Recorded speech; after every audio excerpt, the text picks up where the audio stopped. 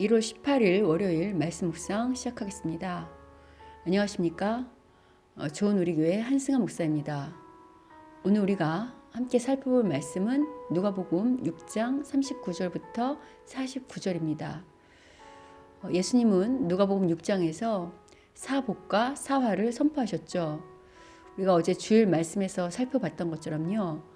이것은 예수님의 제자가 되기 위한 조건이 아니라 예수님의 제자가 된 사람들의 특징에 대한 설명이라고 말씀드렸습니다. 이후 예수님은 예수님의 제자, 즉 하나님 나라 백성의 그 삶의 윤리를 구체적으로 선포하시고 계시죠. 오늘 본문도 그 연장선상에 있다고 볼 수 있습니다. 오늘 본문은요, 4개의 짧은 격언으로 구성되어 있습니다. 맹인이 맹인을 인도할 수 없다는 것, 다른 사람의 티는 보면서 내 눈에 들보는 보지 못하는 죄인의 특성, 또 좋은 열매냐 나쁜 열매냐는 열매의 문제가 아니라 근본적으로 나무의 문제라는 것, 말씀을 듣는 것이 중요한 것이 아니라 들은 대로 행하는 것의 중요성에 대하여 말하고 있습니다. 오늘 본문 40절에 제자가 그 선생보다 높지 못하나 무릇 온전하게 된 자는 그 선생과 같다는 말은요, 제자는 스승보다 높지 못하기 때문에 항상 스승을 닮도록 노력하고 잘 훈련하면 스승처럼 된다는 말이죠. 이 말이야 누구든 이해하지 못하겠습니까? 그런데 예수님은 이 말씀을 통해 당신의 제자들이 예수님 자신을 닮아야 할 것을 암시하고 계신 것입니다. 예수님의 제자들이 잘 훈련되면 예수님처럼 행동하게 되어 있다는 거죠. 오늘 본문 앞에서 언급된 그 하나님 나라의 여러 윤리들과 원수까지 사랑하는 윤리의 본을 보이신 분이 바로 예수님이시죠. 예수님은 자신을 십자가에 못 박는 자들을 향해 아버지여 저희를 사하여 주옵소서, 자기 하는 것을 알지 못한다고 말씀하고 돌아가셨잖아요. 이처럼 예수님은 자신을 핍박하고 희롱하고 죽음에까지 이르게 한 자들을 관대와 용서와 포용과 원수 사랑의 자세로 대하시고 계시는 거죠.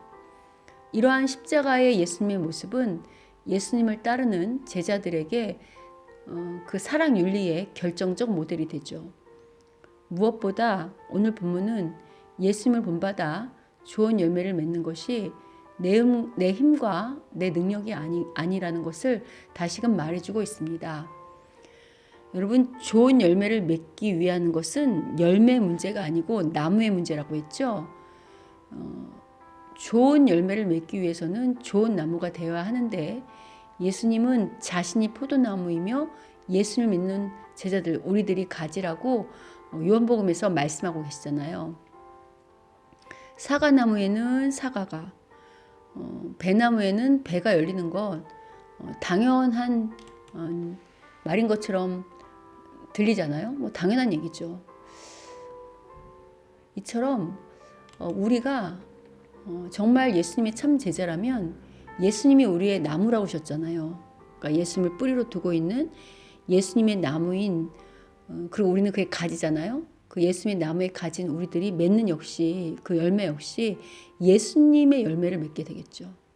따라서 좋은 열매 맺는 것 당연하지 않겠습니까? 이러한 측면에서 지금 나를 통해 나쁜 열매가 맺어지고 있다면 내가 지금 누구에게 붙어 있는지, 어디에 붙어 있는 가지인지 돌아보아야 합니다. 예수님께 뿌리를 두고 예수님의 나무에 붙어 있는 가지인지, 아니면 세상에 뿌리를 두고 세상에 붙어 있는 가지인지, 아울러 말씀을 듣는 것이 중요한 것이 아니라 말씀을 행하는 것이 중요하다는 것 너무도 많이 들은 말씀일 것입니다. 그런데 여러분, 어제 우리 주일에서 언급한 것처럼요, 예수님의 참제자는 자신의 죄성을 먼저 발견하게 되죠. 따라서 다른 사람의 티를 찾기 이전에 자신의 들보를 먼저 보게 됩니다. 내 속에 들보를 모르고 다른 사람의 티를 지적하는 것은 아직 자신이 누구인지 또 자신의 죄성에 대해 인식하지 못하고 있다는 반증이죠. 이러한 현상은요, 하나님과의 관계가 친밀하지 못할 때 나타나는 현상입니다. 성령의 은혜 중 가장 큰 은혜가 바로 찔림의 은혜입니다. 늘 우리와 함께 하시는 성령님은 거룩하시며 민감하실 뿐만 아니라요, 늘 우리와 함께 하시기를 원하고 계시죠. 그런데 안타깝게도 우리에게 죄가 있으면 성령님은 우리와 함께 하실 수 없습니다. 그래서 성령님은 우리와 함께 하시기를 원하시기 때문에요, 가장 먼저 우리의 죄를 지적하시죠. 그런데 내 들보를 보지도 못하고 있다는 것은 지금 성령님과의 교제에 실패하고 있다는 증거죠. 성령님과의 교제의 중요성은요, 오늘 본문의 시작에서 말하고 있는 맹인이 맹인을 인도하며 둘 다 구덩이에 빠진다는 말씀과도 긴밀하게 연결되어 있습니다. 오늘날 교회가 타락하는 데는 분명 말씀을 가르치는 선생된 목회자들의 무지와 타락의 측면을 부정할 수 없습니다. 분명 선생된 목회자들이 진리인 말씀에 눈이 어두우면 당연히 그 말씀을 따르는 성도들 역시 구덩이에 빠지게 되죠. 여러 예를 들지 않아도 지금 요새 코로나 시국에 일어나는 여러 기독교 약간 이상한 기독교 목회자들과 그들을 추종하는 성도들의 모습만 봐도 알 수 있죠. 이런 측면에서 말씀을 가르치는 선생된 목회자의 한 사람으로서 저도요, 그러한 책임감을 통감하고요, 날마다 말씀 앞에 설 때 정말 두렵고 떨리고 성령님의 도우심을 구할 수밖에 없습니다. 그러나 성도 여러분, 오늘날 성도님들의 진정한 선생님은 바로 오늘 본문이 말씀하신 것처럼 예수님이십니다. 앞서 언급한 것처럼요, 만일 우리가 날마다 성령님과 친밀하게 교제하고 있다면요, 분명 우리의 스승 되신 성령님께서 우리가 구덩이에 빠지지 않도록 우리를 분명히 인도하실 것입니다. 오늘 본문은 그리 어렵지 않습니다. 좀 쉬운 본문이죠. 그래서 오늘 본문을 정리하면요, 예수님의 참제자는 성령님의 빛 아래 영적인 눈이 열려서요, 먼저 자신의 허물을 고치고 다른 사람이 고칠 수 있도록 돕고 영향력을 발휘합니다. 또 성령님으로 인하여 말씀에 순종할 수 있는 능력을 얻어서요, 말만이 아니라 행동으로 실천하여 결국 좋은 열매를 맺게 된다는 거죠. 어찌 보면 오늘 본문은 굳이 저와 같은 말씀의 사역자, 또 그런 말씀의 선생들이 없어도 본문만 읽어도 다 이해되기가 쉬운 아주 쉬운 본문입니다.